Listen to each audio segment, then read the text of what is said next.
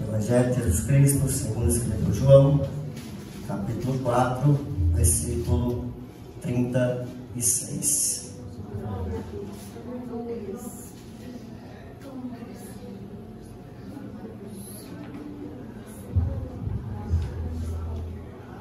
Acharam, amém? Amém. Diz assim: aquele que ceifa recebe o seu salário e colhe o fruto para a vida eterna, e assim se alegram juntos o semeador e o ceifeiro. Desta forma é verdadeiro o ditado: um semeia e o outro colhe. Eu vos enviei para ceifar o que não plantaste, outros realizarão o cultivo, e vós usufruístes do labor deles. Só até aqui, em nome de Jesus. Levante tua mão direita para o alto, diga assim: Espírito Santo, fala comigo. Espírito Santo, ministra sobre o meu coração. Amém? Podemos dar um louvor de voz bem forte, bem alegre, que adora o Senhor. Glória a Deus.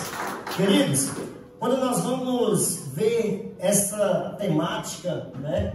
O Evangelho no bairro e o conhecimento de Cristo ou sobre Cristo, não há como nós não falarmos a respeito da pessoa de Cristo Jesus.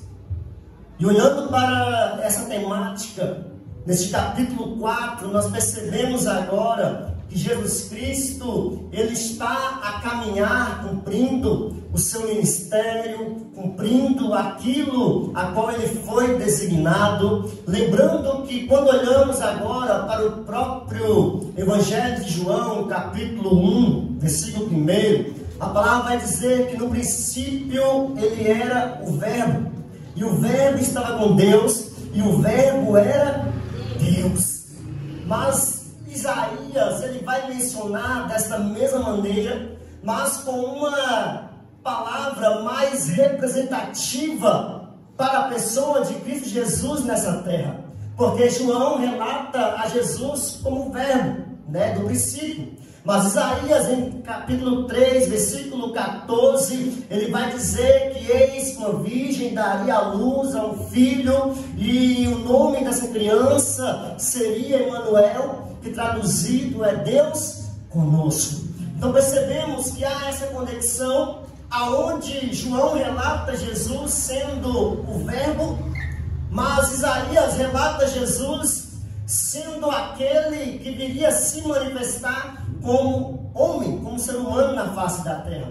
E percebemos que o Verbo era palavra, o Verbo era haja, no princípio, lembra? Haja. Então Jesus estava no início, a palavra, sendo o Verbo, sendo Jesus, ele estava no início. Mas agora, quando Jesus se materializa aqui na terra como homem, ele não é mais o Verbo, mas ele agora é o Evangelho. Ele agora é a boa nova, ou seja, Isaías capítulo 61, ele vai dizer que o Espírito do Senhor está sobre mim. Ele me ungiu para anunciar e apregoar as boas novas. Então Isaías também aqui, ele está já trazendo a representativa de Jesus Cristo como homem na face da terra. Ou seja, o Cristo prometido. E observando isso, nós compreendemos que nada melhor para aprender do que com a própria pessoa de Cristo Jesus a respeito de anunciar as boas novas.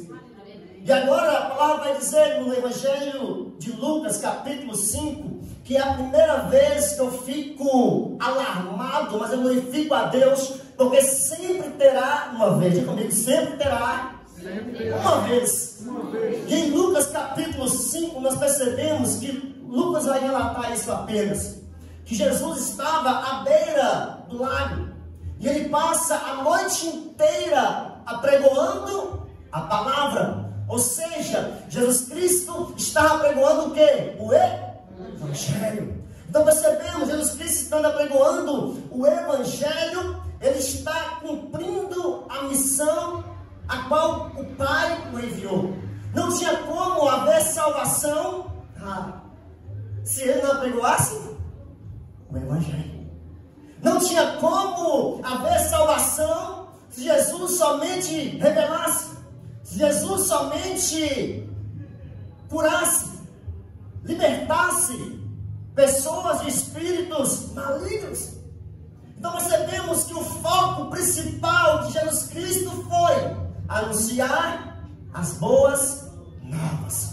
As boas novas, queridos, não se baseiam apenas em sinais terrenos, mas as boas novas, ela começa em situação terrena para nos conduzir para uma situação espiritual ou celestial.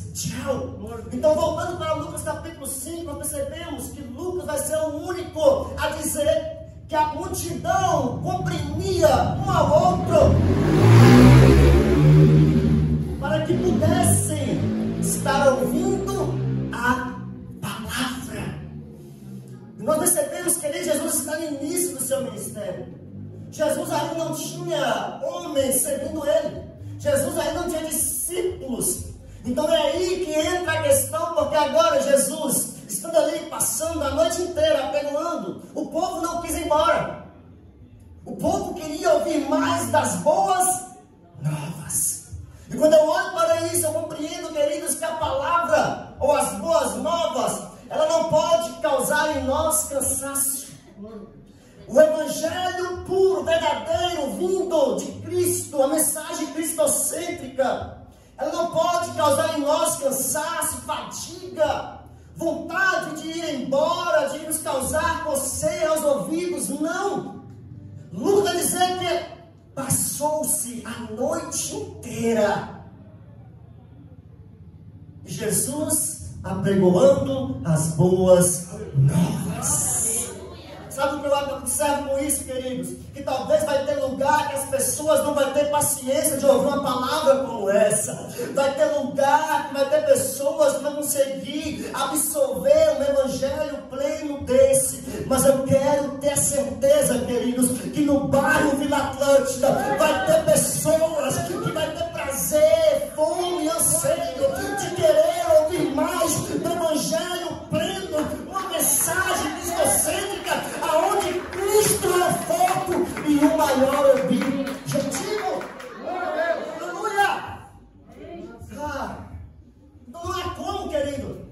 Não há como. Eu me apego muito a essa passagem de Lucas, capítulo 5, porque a multidão comprimia um ao outro para ouvir a palavra. Nos dias de hoje é diferente. As multidões estão se comprimindo para ouvir os sinais, para ver o movimento, para ouvir algo que vai massagear o seu ego. Ei, aí eu te pergunto, qual será a mensagem que Jesus estava pregando nesse dia? Quais eram as palavras que ele estava anunciando?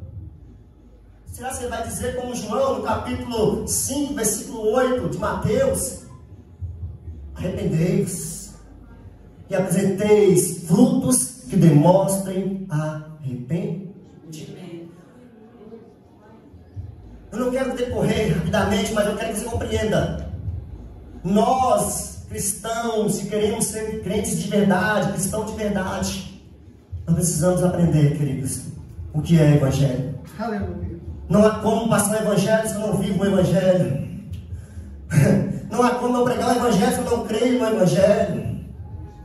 Não há como eu querer que pessoas venham ser embasadas em um evangelho se eu próprio não estou embasado em um evangelho. E a palavra diz que Jesus está pregando a passagem toda. Enquanto tinha alguém ali, uma multidão querendo ouvir mais dele do que ele tinha para falar, a Bíblia diz que havia alguns homens que estavam no meio do lago. E esses homens estando no meio do lago ali, com certeza, se havia uma multidão à beira, eles observaram que algo estava acontecendo na beira daquele lago. Ainda que, segundo estudiosos, esse lago vai ter a dimensão de 24 km. Mas eles estavam observando. Mas a palavra diz, Lucas diz, que eles chegam ali, Jesus observando eles, que não havia pegado nada. Aí Jesus pede a eles o quê? O barco emprestado. E algo nos chama a atenção, queridos, que nesse dia, Jesus não havia feito nenhum milagre. Aí eu aprendo, sabe o quê? O milagre vem depois que o sermão ele termina. O Espírito Santo ele vai mover depois que o Evangelho é apregoado.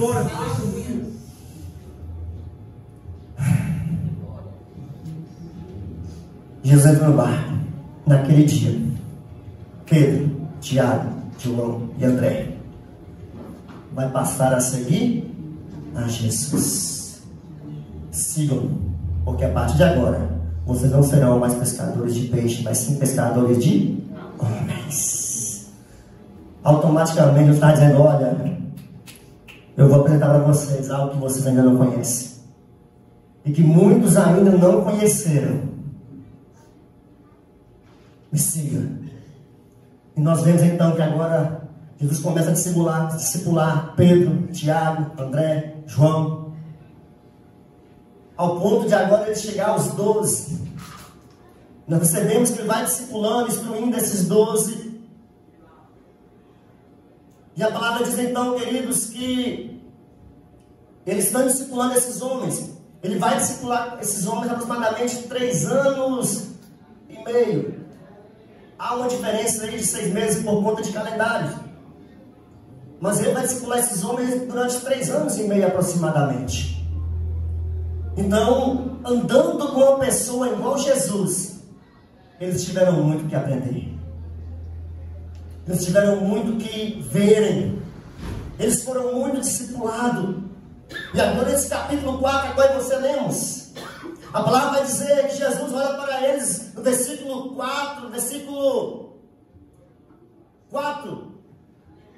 e diz: olha, vamos. Mas hoje nós temos um caminho diferente. Hoje nós temos uma rota contrária. Porque aqui nós aprendemos, queridos, que para viver o verdadeiro evangelho, muitas das vezes nós vamos ter que fazer o que nós não queremos. Para viver o propósito do Pai, cumprir o propósito do Pai, nós vamos ter que obedecer a voz do Espírito e não a voz da nossa carne. Por que eu estou dizendo isso? Porque nesse dia, nesse capítulo 4, no capítulo 4 vai dizer, Jesus olha para eles e fala: olha, vamos, porque agora nós vamos sair das 4 paredes. Vamos, porque agora nós vamos sair das 4 paredes. Diga comigo, eles saíram das 4 paredes. Porque uma coisa, querida, é Jesus agora ficar com os seus discípulos, com esses 12 homens, pregando somente naquele lugar. Ainda que tinha afronta, ainda que tinha religiosos, judeus, escribas, mestres da lei, conhecia toda a lei, mas não conhecia ainda o Evangelho. Não receberam as boas novas. Aí eles falam para eles: olha, precisamos avançar. Eu não posso ficar somente aqui. Eu não posso ficar somente nesse lugar de conforto, de segurança. Mas eu preciso ir para fora. Algo me chama a atenção, porque a palavra diz: Jesus está com seus discípulos.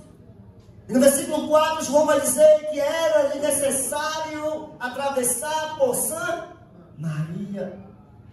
E quando eu olho para isso, queridos, eu começo a compreender que Jesus Cristo aqui, Ele está querendo mostrar para os seus discípulos: se vocês realmente querem ser igreja, se vocês realmente querem ser os meus discípulos, vocês irão ter que romper com todo orgulho. Vocês irão ter que romper com todo o ego. Vocês irão ter que romper com toda a religiosidade. Porque aqui nós aprendemos, queridos, que nós queremos muito como igreja, como discípulos, quebrar a religiosidade lá fora.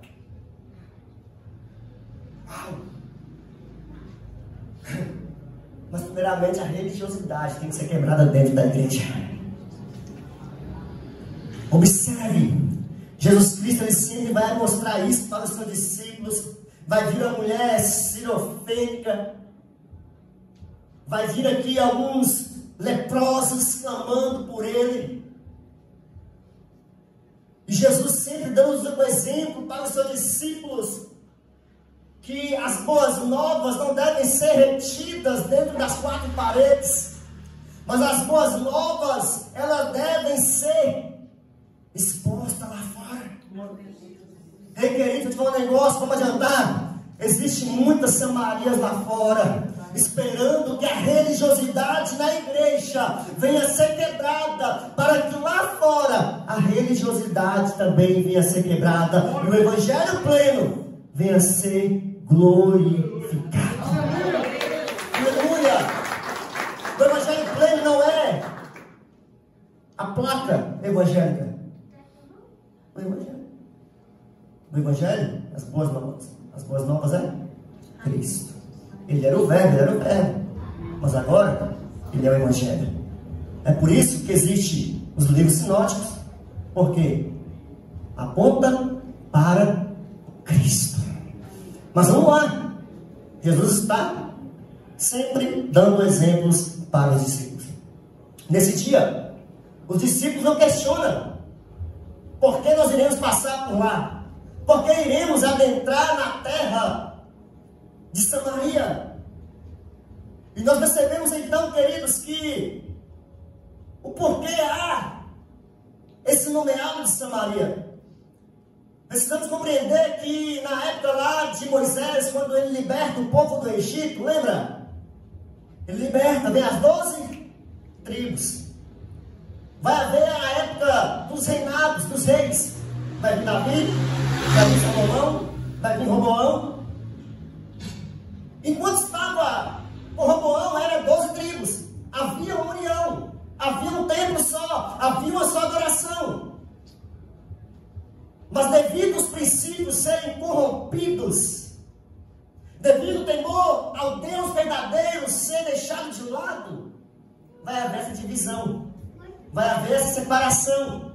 E agora 10 tribos olham e falam: Jeroboão, vem conosco, nós iremos levantar você como nosso rei. Então fica reino norte, reino sul. 10 tribos de um lado, 2 tribos da outra, reino norte, reino sul. Judá e Benjamim fica no sul. E agora há essa desavença, porque quem é do reino sul olha para o reino norte. E fala: eles são idólatras, nós somos fiéis. Quem tem a placa do reino do norte olha e fala: peraí, nós fazemos correto, eles fazem errado. Quem é da placa do reino norte olha e fala: peraí, nós fazemos certo. Quem é do sul olha e fala: não, nós que somos os corretos. E diante disso, tanto um lado quanto o outro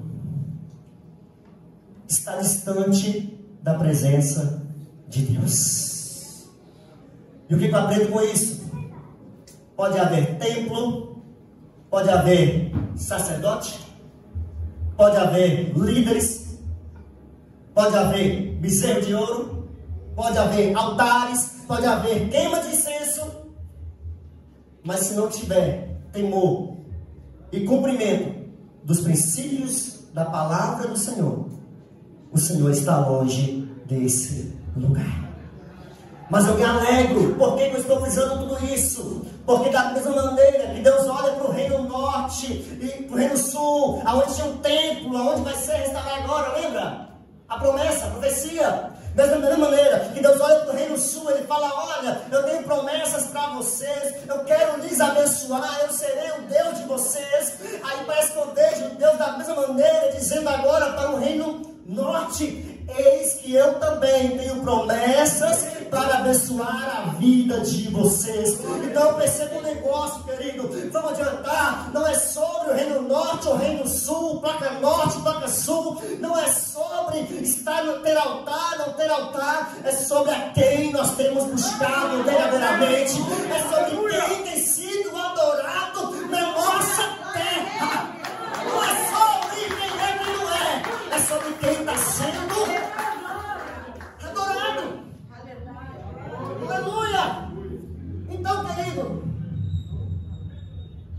não é sobre o que é certo e o que é errado.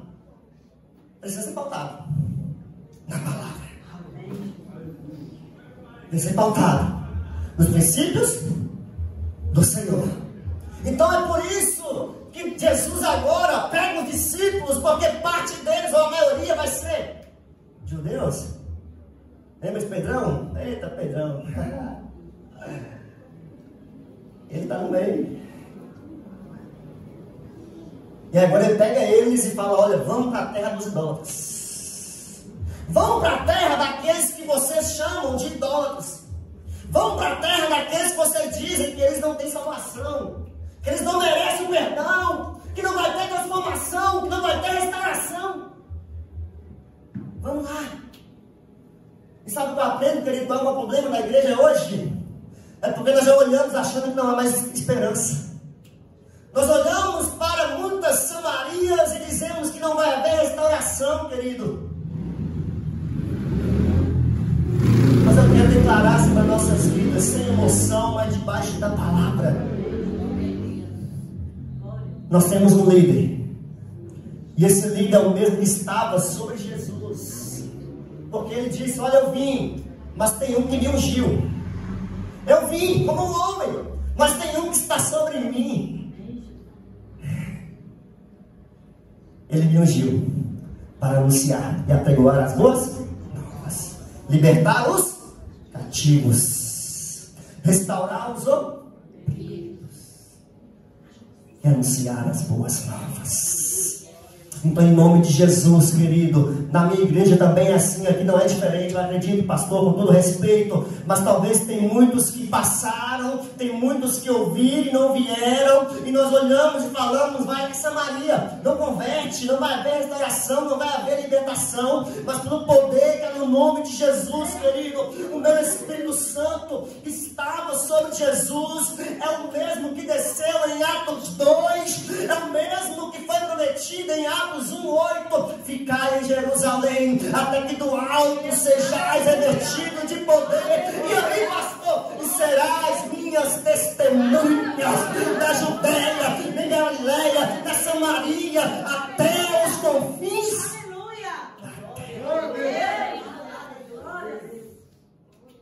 Ei, Jesus está levando esses homens agora para a prova de fogo. Sabe por quê? Porque o evangelho é isso, querido. O evangelho não pode ficar retido. O evangelho não pode ficar só para nós. O evangelho, da mesma maneira que ele está nos moldando, ele molda as outras pessoas. Lembra lá quando Pedro tem a visão para ir na casa de um homem chamado Cornélio, um gentil?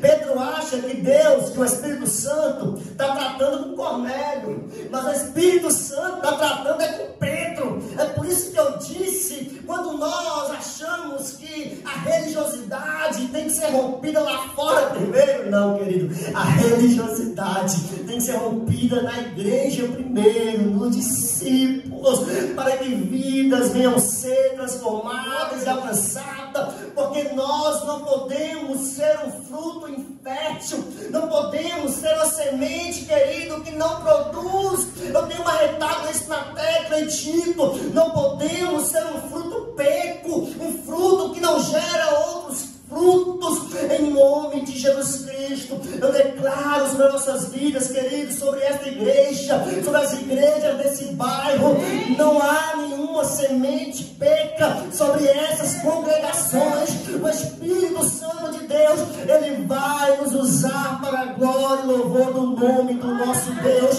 E aí, pastor, vai para a igreja A, para a igreja B, não importa. Jesus Cristo disse para Pedro: Pedro, tu me amas, apacenta as minhas.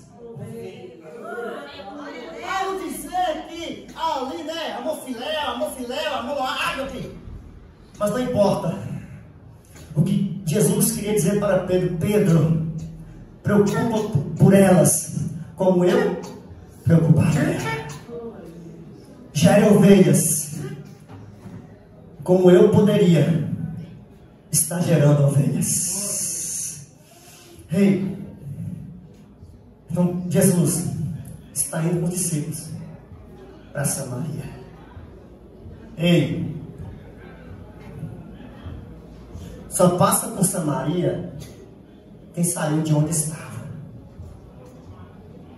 Nós queremos ver vidas restauradas. Nós queremos ver vidas transformadas. Nós queremos que outras pessoas sintam o que nós sentimos. Queremos que pessoas conheçam o que nós conhecemos. Mas como ouvirão se não há quem pregue? Sabe, querido, aquela época era difícil, mas hoje, cada dia que passa, tem se tornado mais difícil. Mas eu tenho certeza que o Espírito Santo, que capacitou a Jesus, que capacitou a João, que foi para o deserto, que capacitou os discípulos, que capacitou Pedro, 3.000 almas em uma pregação, 5.000 almas em outra pregação. Eu tenho certeza, queridos, que esse mesmo Espírito, Ele está sobre nós, e Ele há de nos usar para a glória e louvor do nome do nosso Deus. A palavra diz: Jesus agora fica ali, chega e se assenta à beira de um poço.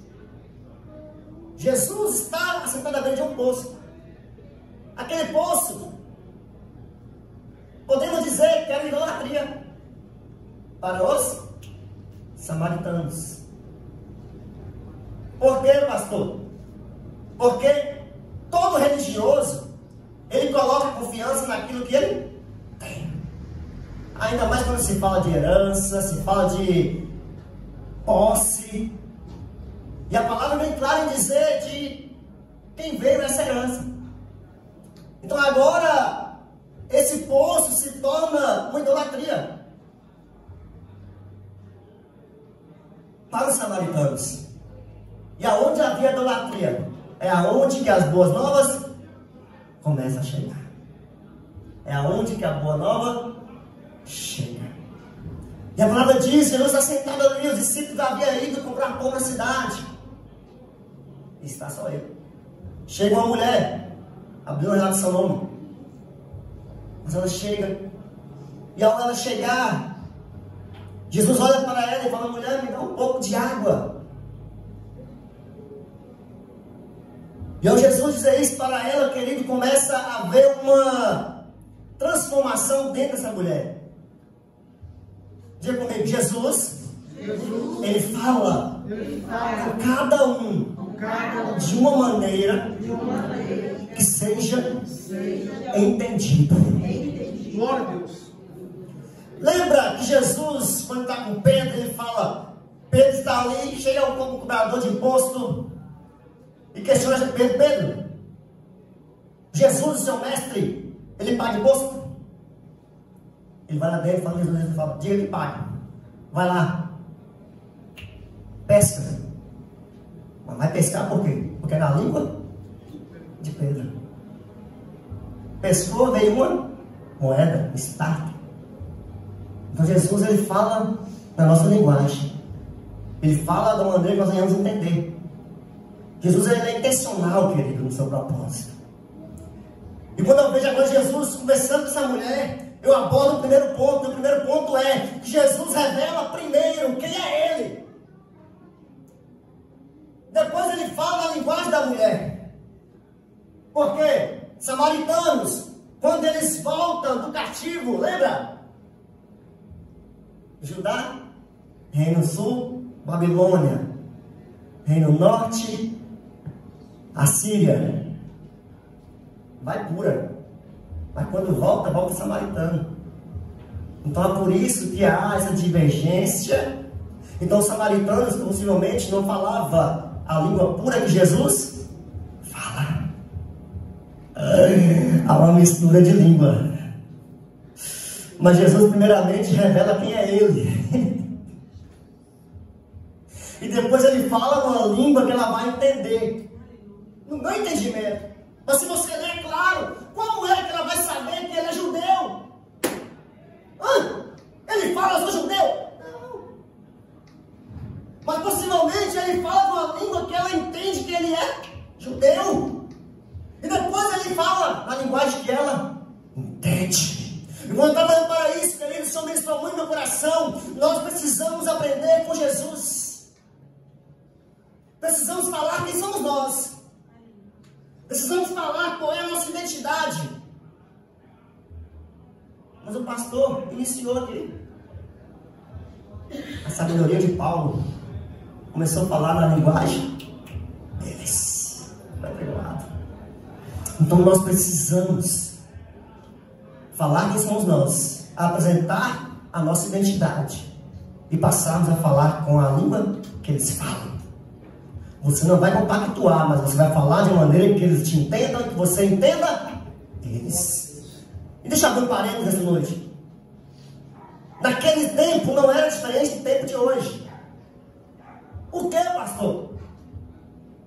As pessoas estão carentes. Está todo mundo em idolatria? Tá. Está todo mundo lá curtindo? Tá. Mas está todo mundo carente. Se eu e você não tivéssemos o Espírito Santo, querido, hoje nós estávamos com um vazio dentro de nós. Hoje nós estávamos com um buraco dentro de nós. E qual é o problema, pastor? O problema maior não é que as pessoas estão vazias, que as pessoas estão carentes. Só fica carente aquele que está ausente de atenção. Está carente aquele que está ausente de atenção. E se você observar, queridos, não vai longe não. Não precisa você ir longe não. Do seu lado. Jesus olha para essa mulher. Ele observa que dentro dela há uma carência. Sabe por quê? Porque ela procurou em vários homens. Ela procurou em várias pessoas. Jesus vai expor para ela, você já tivesse 5 homens, 5 maridos. E agora onde você está não é?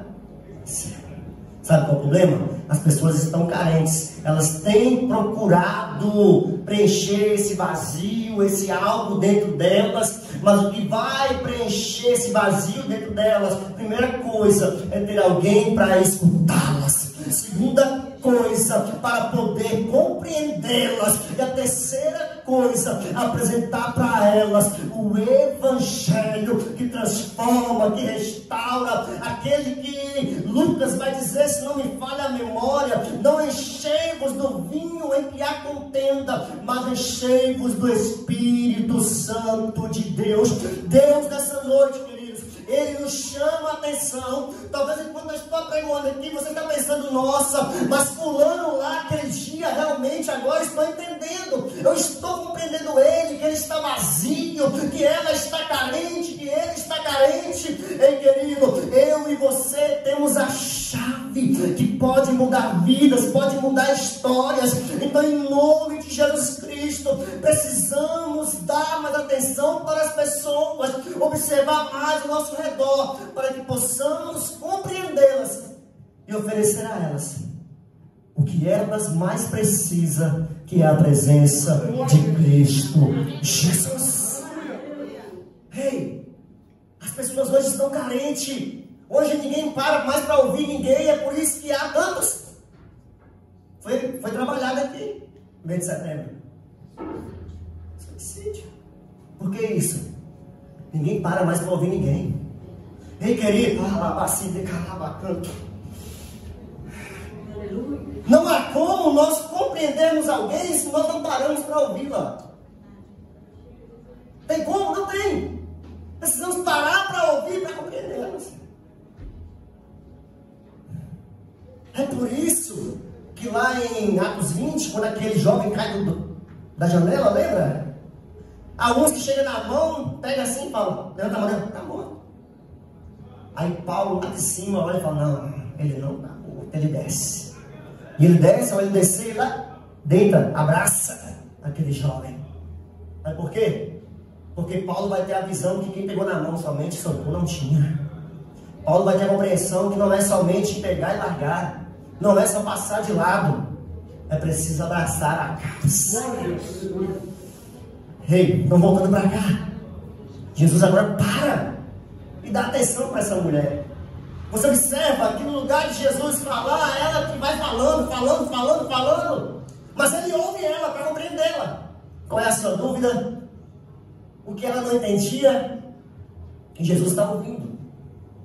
E a palavra diz, queridos, que ao Jesus revelar isso para essa mulher, aquela mulher disse para ele: olha, os nossos antepassados nos falaram que o lugar que deveria adorar a Deus era no monte que está em nossa terra. Mas os judeus não, os judeus falam que é onde está o templo. Aí no versículo 23, versículo chave, Jesus fala: olha, mas a hora chegou, a hora é agora. Por que a hora é agora? Porque o Evangelho chegou. Porque agora não vai haver mais questão de sacrifícios. Porque agora não vai haver mais questão de idolatrias. Jesus automaticamente está dizendo para ela: olha, os judeus não precisarão mais sacrificar animais no templo. Vocês não precisarão mais sacrificar animais de frente do bode do bezerro. Porque lá tinha um bezerro que foi restaurado, né, de Jeroboão. Quando eles voltam, eles restauram ele novamente. E Jesus vai dizendo: olha, o sacrifício agora não é mais com animais. O sacrifício agora é dentro de vocês. A hora está chegando. E de fato já chegou. Os verdadeiros adoradores adorarão o Pai em espírito e em verdade. Deixa eu te falar um negócio. Já estou finalizando, pastor. Diga comigo, vai ter pessoas que vai levar 3 anos, 2 anos, 3 anos e meio. Mas tem pessoas que vai bastar uma palavra. Está entendendo? Entendeu, pastor? Tem pessoas que vão ter necessidade de passar 3 anos e meio sendo preparado. Mas vai ter pessoas que com uma palavra a salvação, a convenção vai chegar sobre a vida dela. Deixa eu te falar um negócio melhor para melhorar isso em nome de Jesus Cristo. Talvez você olhe para alguém e fala: nossa, esse aqui vai ser mais fácil de se converter, esse aqui vai ser mais fácil de receber a palavra, esse aqui vai ser mais fácil de ser transformado, de ser restaurado. Porque se nós olharmos para a vida ou imaginarmos a rotina de vida dessa mulher e compararmos com a vida dos 12 que estão andando com Jesus, nós olharíamos com os olhos carnais e falaríamos: nossa, essa aí vai levar 5 anos, essa aí vai levar 10 anos para ter a vida transformada. Mas bastou, querido, uma palavra para essa mulher agora se tornar, querido, um grande canal de bênção do Senhor, no bairro aonde ela morava, na cidade aonde ela morava. Ei, querida, em nome de Jesus Cristo, levanta a mão para o alto, que eu vou profetizar as nossas vidas, pelo poder que há na palavra. Ah, pastor, está demorando. Não, querido, vai, porque o Espírito Santo vai te usar. Eu vou me preparar, eu vou me capacitar, não. O Espírito Santo de Deus, ele vai te capacitando. Oséias vai dizer, se não me falha a memória, 6:6, crescei no conhecimento e prosseguir em conhecer. Deixa eu te falar um negócio, querido. Você prossegue conhecendo, não é somente as Escrituras. Oséias está proferindo sobre conhecer a lei. Mas hoje eu e você prosseguimos e conhecendo o quê? O Evangelho. Ei!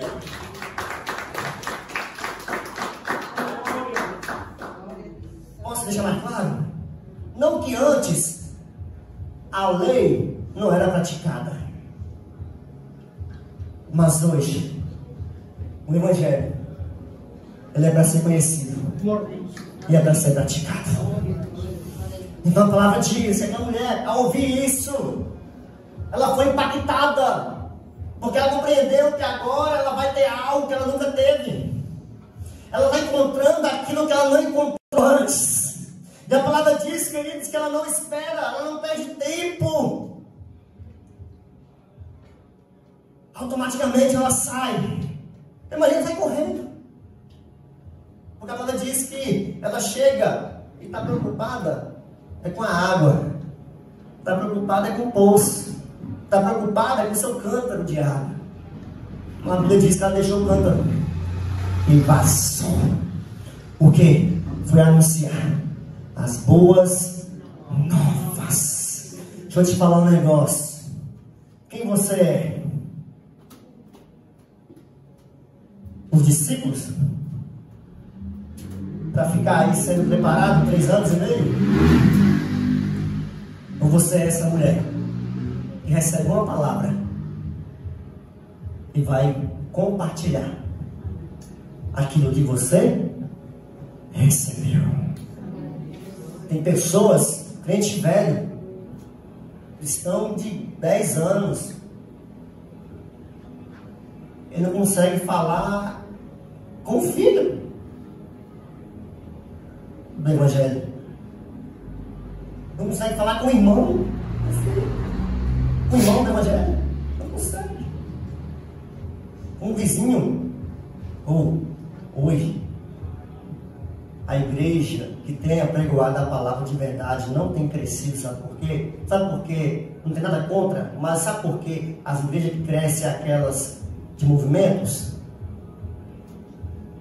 Porque quem gosta do movimento anuncia para quem gosta do movimento. Está entendendo? E onde é apregoada a palavra de verdade, as pessoas têm absorvido, mas têm retido. Aonde o Evangelho tem sido pregado, o Evangelho está sendo retido, querido. A igreja primitiva, lembra lá de Paulo? Paulo, onde chegava, ele abriu a igreja, preparava, deixava, ia. Os cultos eram em casa, virava igreja. Não estou falando para vocês sair fazendo culto em casa direto, não. O que eu falo é hoje, os pastores que realmente pregam a palavra, pastor Hugo, eles não encontram oportunidade de ter um lar para fazer culto. Não tem. Porque o Evangelho tem sido retido. Mas a palavra diz que essa mulher ela vai. E ela diz àqueles moradores daquela cidade, daquele seu bairro, da sua rua, ela diz: olha, aquele, o Cristo que nós esperávamos, ele veio. Eu encontrei, eu o conheci. Deixa eu te falar um negócio. O Vila Atlântida, eles têm conhecimento da palavra. Eles têm conhecimento de ouvir. Os samaritanos tinham conhecimento do Cristo prometido. Essa mulher tinha o conhecimento do Cristo prometido. Desde Gênesis 15, lembra? Gênesis 15. E vem Deuteronômio 18, Moisés fala, ainda foi usado de falar, né? Mas o bairro da Atlântida, ele sabe das promessas. Mas o Espírito Santo está contando com cada um de nós, para que nós possamos ir lá e mostrar para eles que eles têm importância para Cristo, assim como nós temos. Ei, eu fui como essa mulher. Eu levei alguns anos para ser transformado.